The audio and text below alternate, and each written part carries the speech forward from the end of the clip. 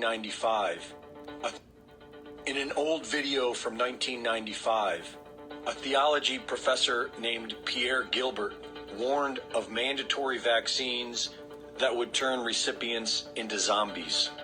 He speaks in French, so I will translate. In the biological destruction, there are the organized tempests on the magnetic fields. What will follow is the contamination of the bloodstreams of mankind, creating intentional infections. This will be enforced via laws that will make vaccination mandatory, and these vaccines will make possible to control people. The vaccines will have liquid crystals that will become hosted in the brain cells, which will become micro receivers of electromagnetic fields, where waves of very low frequencies will be sent. And through these low frequency waves, people will be unable to think. You'll be turned into a zombie. Don't think of this as a hypothesis. This has been done. Think of Rwanda.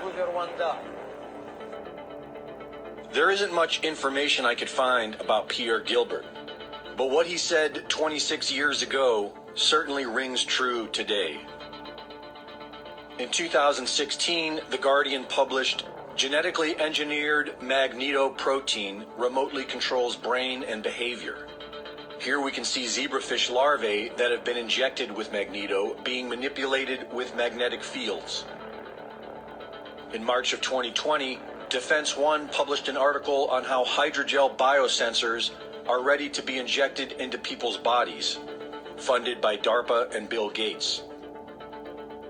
If you search magnetic nanoparticles, you will find several articles and videos explaining the so-called benefits of this invasive technology that can control parts of the human body via external frequencies. Livestock needs to be branded and tracked, and the enslavement of humanity is voluntary, which is why the so-called vaccines are voluntary. And sadly, there seems to be millions of people eagerly lining up to be state property.